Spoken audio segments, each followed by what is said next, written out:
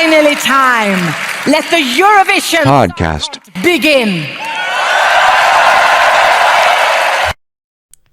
Hello, and welcome to a new episode of my Eurovision podcast. Well, it's been a long time since we last hear each other, but right now we have enough news to fill one episode, so we will take a look about all the news which we already have.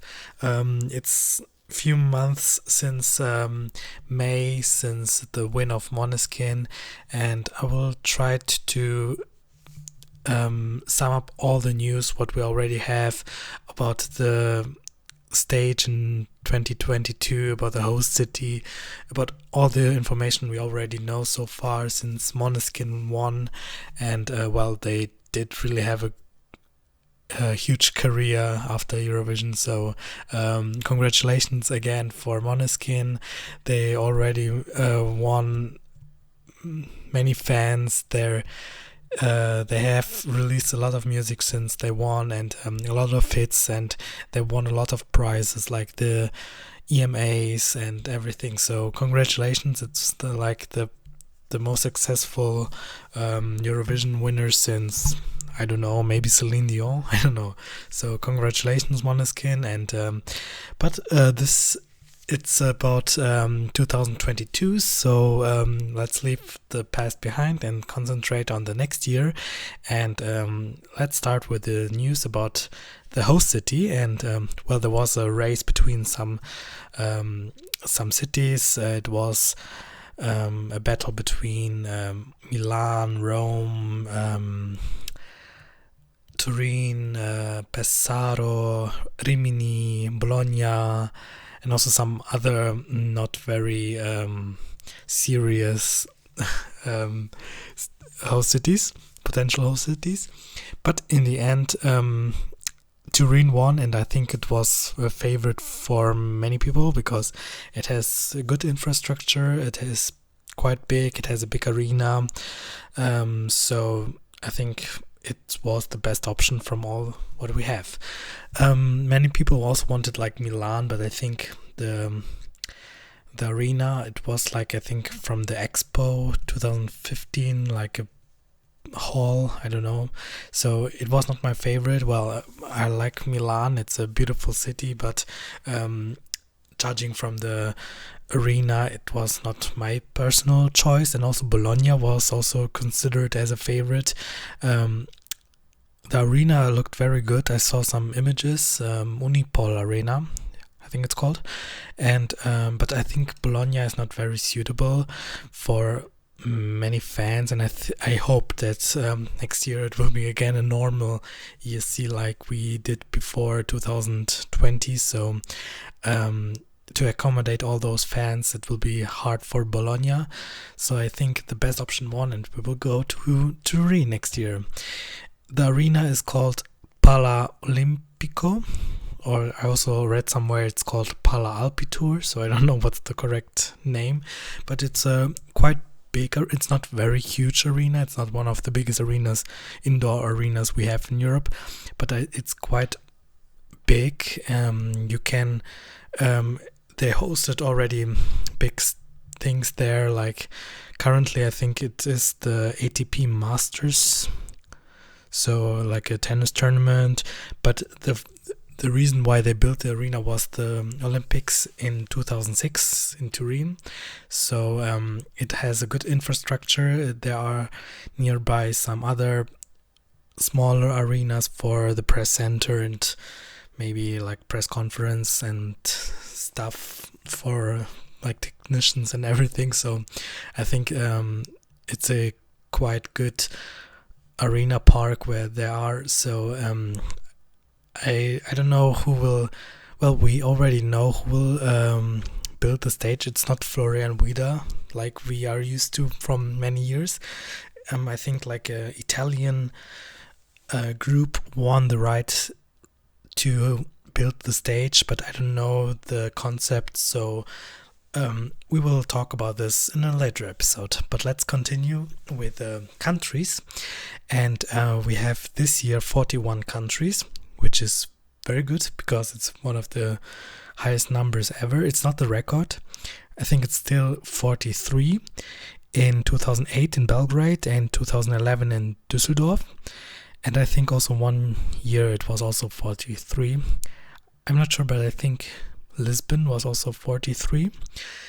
So we don't have a record this year, but we have 2 returnees, which is always good news. So we have Montenegro, who is coming back since 2019, and also Armenia. So, well, they only paused for 2 years, so it's not really new or new names, no debuts this year.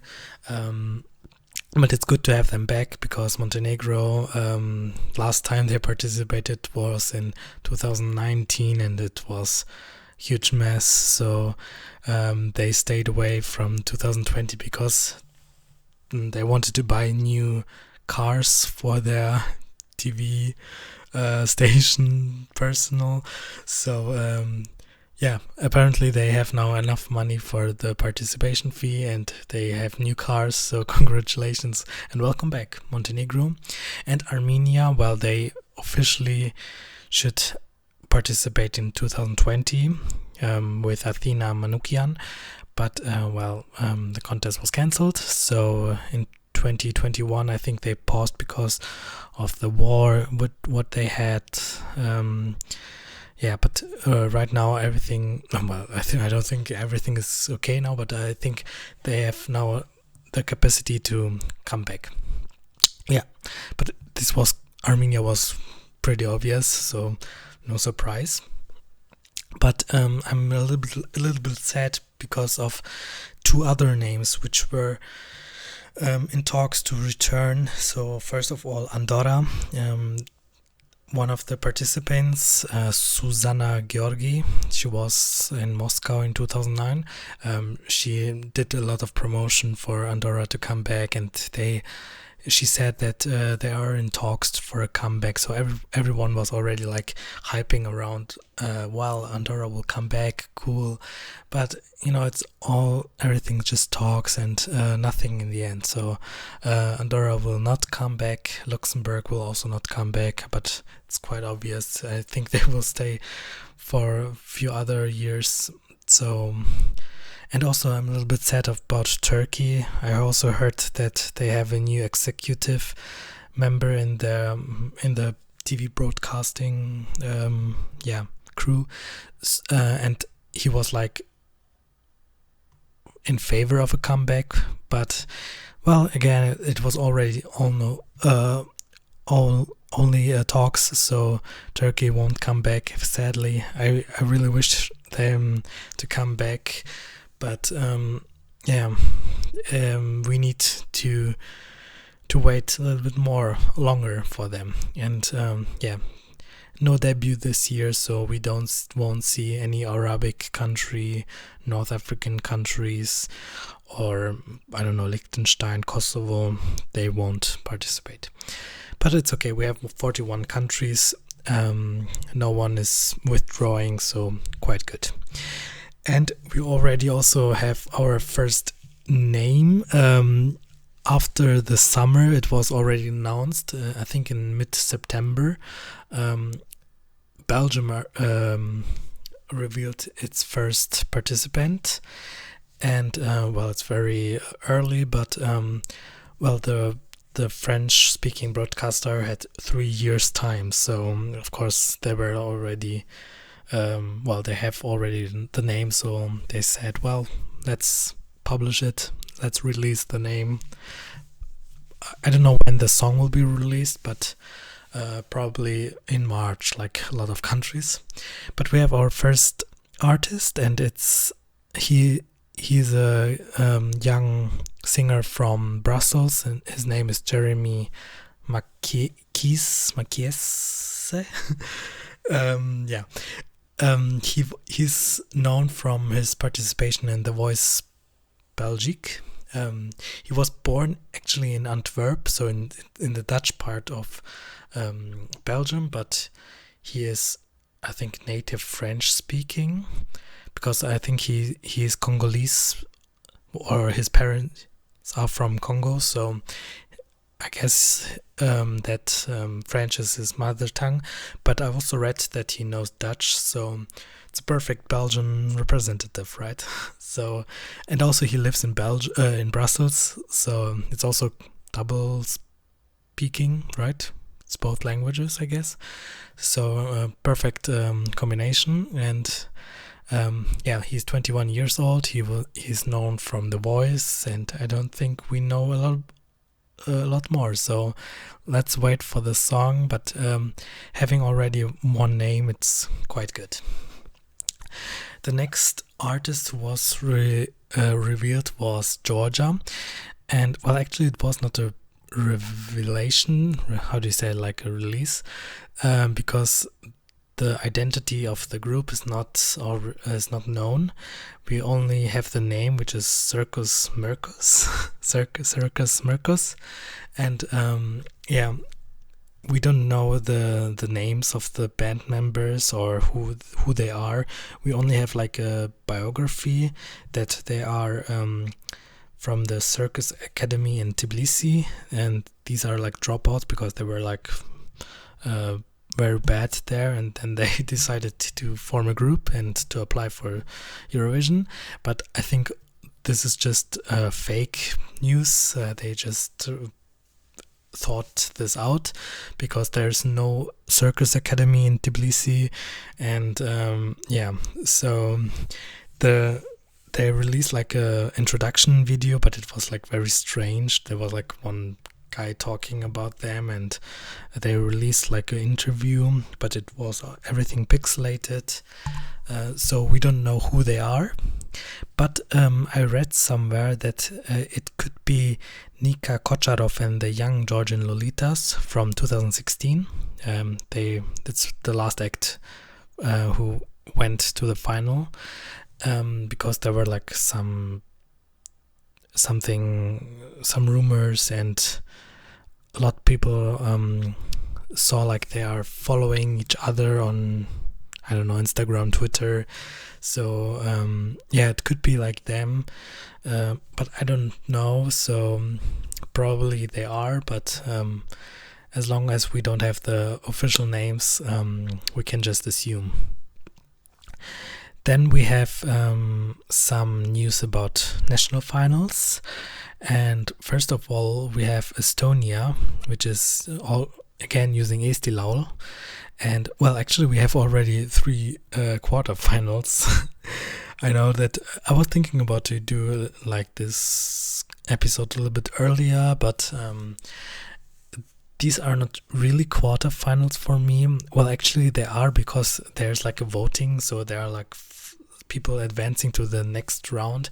But for me, this is just like a show about releasing the music videos. So we don't see any live how to say, like live performance. We only see like the songs and the music video, and then people are voting, like a jury and the televote, who will advance, and yeah, then the semifinals will start, and I think from then we will have live performances. So the first quarterfinal was already 2 weeks ago, and one of the advancers are Stick Rasta. We already know his name. He participated in Vienna in 2015 with Elena Nachayeva. It's one of my favorite Estonian songs. So he came back. He already tried sometime fewer years ago, I think in 2018, but he was like a composer. So this year he is going by himself, and with a very modern synthy pop song. I quite liked it. So he is deservingly in the final, together with Jakub Tuisk. I really liked his entry last last year. Was it last year? I don't know, or maybe 2 years ago. And also his new song is very good. So both advanced to the final, among others. I don't know the names, but I remember Stig and Jakub. So two very big names, and I can't wait for the live performance. The second semi-final we had like Helen Andrej Zevakin, who's I think famous YouTuber. We have Grete Paja. She's also well known in Estilaul. Then we have also like Franz Tikerpu. So it was a only Estonian speaking semi-final. I didn't watch it, so I don't know about the songs, but it's nice to have like only Estonian songs. So and the last or the third semi-final was in right now, also in this Saturday, and we have Elena Nachayeva. We know her from 2018 La Forza, and her new song Remedy, which is an English song, which is quite surprising for me, because I thought I heard that she will come back, but I suspected something in Italian again, because she will be in Italy if she wins, but this time it's an English song, and it's quite different from what we heard in 2018, but I'm glad about this, because no one wanted to have like a La Forza 2.0. So this song, for the first time when I heard it, it was like a little bit disappointed, but when I heard the song again for preparation for this, I quite liked it, and I think it's a typical song which you have to hear a lot more times and then you start to like it. I really like the spiritual aspect from it, and it's very like Kainu, and I hope that she will do like a small revamp to make it a little bit more powerful, to show more of her vocals. Well, she has like a part where she's like screaming very high, but I kind of wish to have like a more spiritual aspect, or maybe like a very like spooky atmosphere or something. So I really like this song right now. It was for the first time when I heard it, a little bit disappointed. Well, actually I had a lot of expectations, but right now I'm really a fan of her song now, and I can't wait to hear it live. Maybe it will be even better. The next one who advanced was Stefan. He was also, it's a quite famous name in Estilaul, and his song is very similar to Lovers of the Sun from David Guetta. So it's a Western inspired song, but it's quite good. I mean, I'm not a fan of Western country music, but this song it gives me like a very cool vibes, like a Western modern vibe, and I'm quite surprised that I like this song. So congratulations, one of his best efforts, and it's deservingly in the quarterfinals or semifinals. And then we have Anna Sahlin. Well, she's Swedish, but she represented Estonia in 2002. So she's coming back with a song called Champion, but this is like typical Scandi pop. It sounds like a Melody Festival and Reject, but it's a good Reject. It's not a bad Reject, but for me it's if you compare it to Stefan's and Elena Nachayeva's song, I prefer those songs more than Champion, because it's very Scandi pop, and I don't really like those kind of pop songs anymore, but it's good to have this kind of song there, I guess. And also qualifying to the semi-final is Alabama Watchdog. We know them already last year, and a girl named Marilyn Melk, and Well, Alabama Watchdog's song is quite modern. It's like a rock song, but with 80s influence. So they combined like the two genres which are very popular right now. So rock because of Måneskin, and 80s music, which is quite having a trend right now. It's okay, but Marilyn Melk's song, it's a typical little girl song, like very American, and it's nice to hear, but she won't win it, sadly. And then we will talk about Australia, and we have also the names of the participants of Australia Decides, and there we have Paulini. She was the winner of, or I don't know if she won, but she participated in Idols 2003, and she was a group member of Young Divas, like a group in Australia. And then we have Zaya Firebrace, and we know this name from Kiev 2017. He had like this bump note everyone remembers. I think it was in the semi-final, but he managed to qualify to the final. And well, he was very young in 2017. I think he was just 16 or 17, but right now he had like a very, very good glow up. He looks very good right now, and I think he's now more experienced, and I don't know the songs yet, but it's good that he want to try it again. And then we have Jaguar Johnsy. I really loved her song Rabbit Hole in 2020. Yeah, I remember this name. And then we have like a guy called Sheldon Riley. I don't know the other members, but I just want to sum up.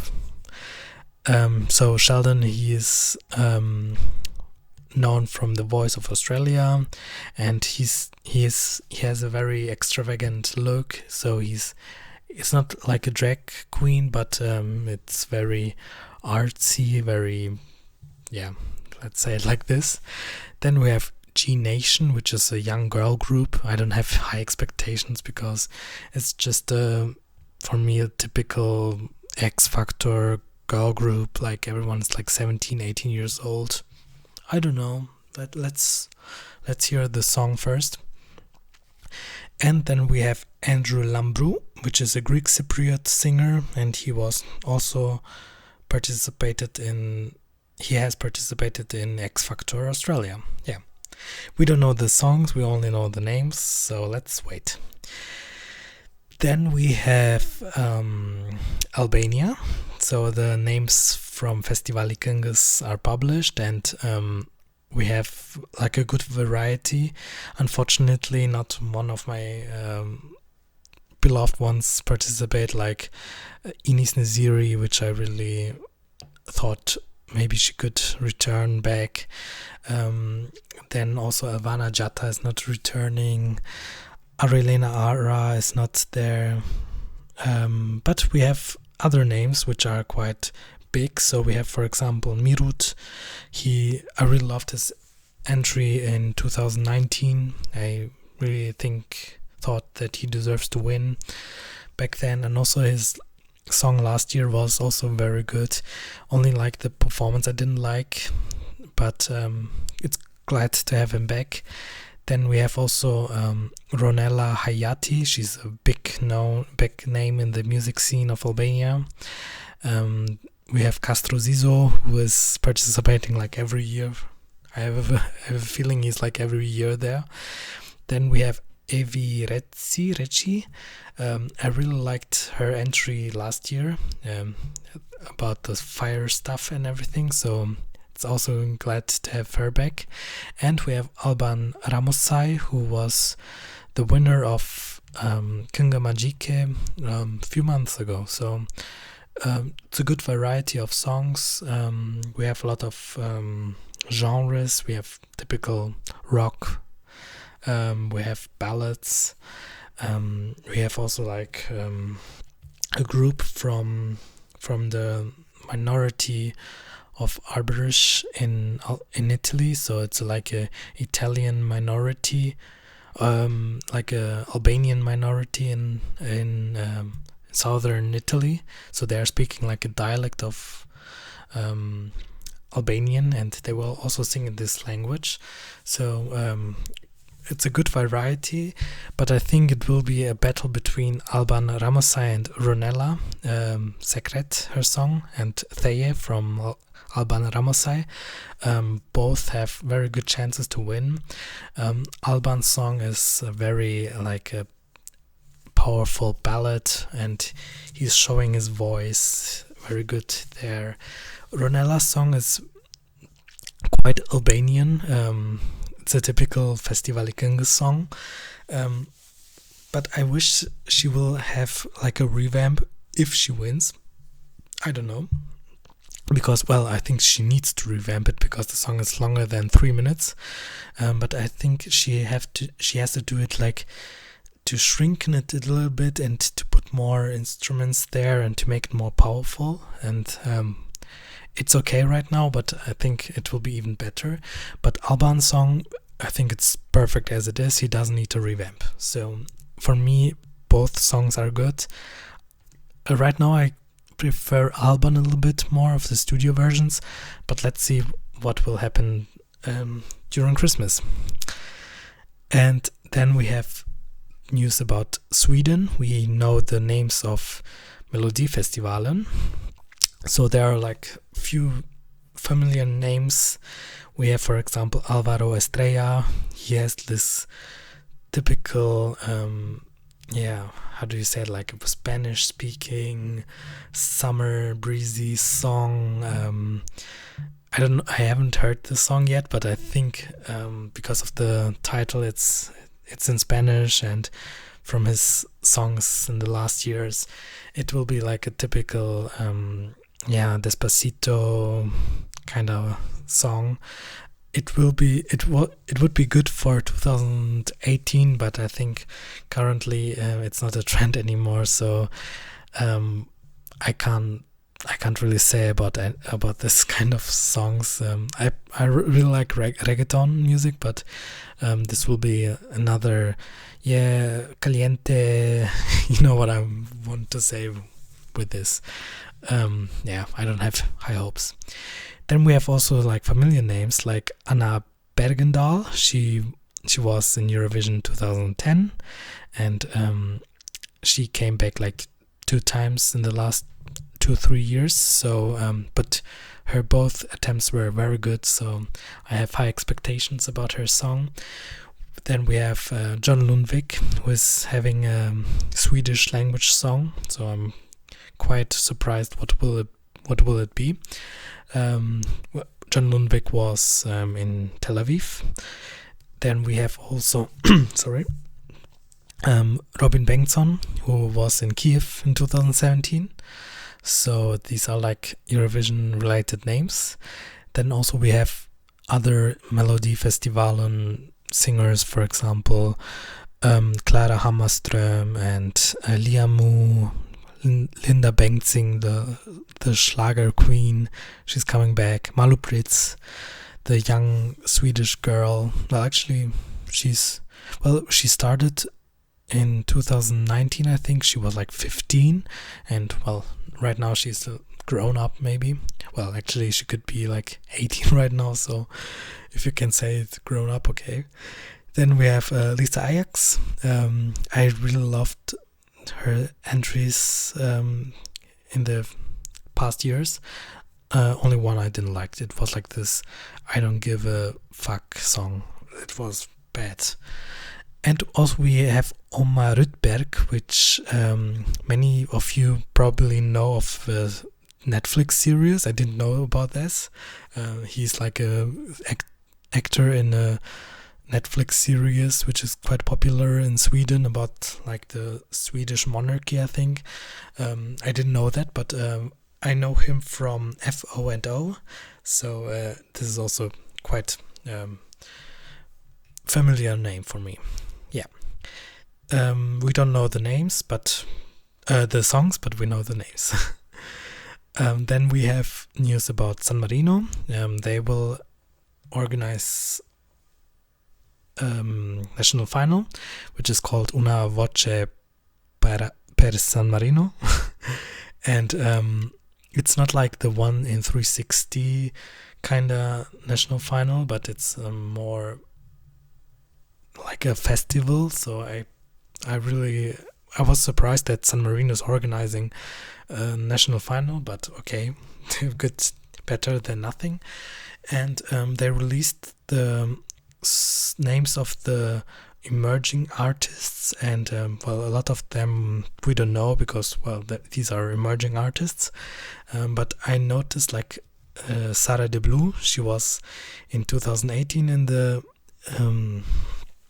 national final, one in 360, and she was like the big fan favorite, but in the end she managed to come second only, so it's good to have her back. And there was also another name from 1 in 316, 360. I don't remember it, but there's also like a duo, Ylva and Linda. These are like, I think, a Swedish sisters or twin sisters. They tried already a few times in other countries like Moldova and everything. So I don't know. Maybe there's a reason why they never came quite far. I don't know. Yeah. And then we have also the names of the Sanremo of Italy. And well, I read the list of participants and I was very surprised. It's a very good lineup. These are like very big names. I don't know a lot about the Italian music scene, but when I read the list of the participants, I was like, okay, that's a good lineup. It's like one of the best lineups ever, because we have like some Eurovision familiar names, like for example Fabrizio Moro, who was together with Ermal Meta in Lisbon a few years ago. Then we have Mahmoud, who was in 2019, and Emma Marone, who was in Copenhagen in 2014. And also some other names from the 70s, I don't know, but also like big names in the music scene. For example, Giussi Ferreri, I recognized this name, and Irama. I really loved his entry last year. And also Blanco, who was a big name in the like rap scene, I guess. He's doing a duet with Mahmoud, so I'm very I can't wait to hear the song. And also like Ana Mena. Well, actually she's Spanish, but she's trying for Italy. There were already rumors about her being in the Benidorm Fest, which is like the national final of Spain. But well, the rumors are true, but not for Spain. She will try her luck in Italy. And I also read somewhere she's bigger star in Italy than she's in Spain. So yeah, makes sense. And also the other names are very big names. For example, Elisa, and yeah, I don't have the list here. But when I read the lineup, it was like, wow, that's a quite good lineup. I'm not a fan of Sanremo because it's very like long festival, a lot of talking, but I think this year I will watch it.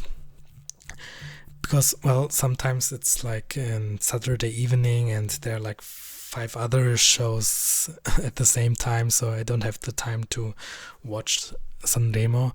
But I think this year I will, or in 2022, I will watch it because it will be a good show, I think. And also like the host country, so I'm not a big fan of Sanremo, but this year I will watch it, even though it's like 4 hours, one show, but I will go through. And last but not least, we have our first song already, and it's coming from Bulgaria, and the band is called Intelligent Music Project. Okay, quite original. And their song is called Intention, and it's a typical rock song. So everyone was expecting that after Måneskin, their big success, we will hear a lot of rock songs, and well, we are already the first song which we have is already a rock song. I hope that we will not be flooded with a lot of rock songs this year, because, well, I have a feeling it will be like this song. It's not a bad rock song, but I don't know, it's a typical song which you have to hear more times and then you will like it. But for now, for the first few listens, I feel like in the middle. I don't really hate it, but I don't really like it. So for me, this is Bulgaria's least favorite song since their return in 2016. Well, they have like a very good streak of success from 2016, but this year it will be very hard for them to qualify. It depends what are the other songs, but if we have like a lot of better rock songs this year, they will probably not come through. But it's the first song, so I will not compare because there's nothing to compare it with. But I think it will be hard for Bulgaria to qualify to the final. What I wanted to say is like one member of the band who is like, I think in the drums, it's Stoyan Yankulov, who was already in Eurovision in 2007 and also 13 together with Elica Todoreva. So he's coming back to the stage for the third time. But it will not be a success like in 2007. I don't know like the other songs, but currently maybe if I listen to it more times I will start to like it. But right now I'm like in the middle. It's not bad, but it's also not very good. So let's see. And that's it for this episode. I sum up all the news what we already have. We have our first artists like from Belgium and from Georgia, and even we have our first song, and it's not even Christmas yet, not even Festivalkengus.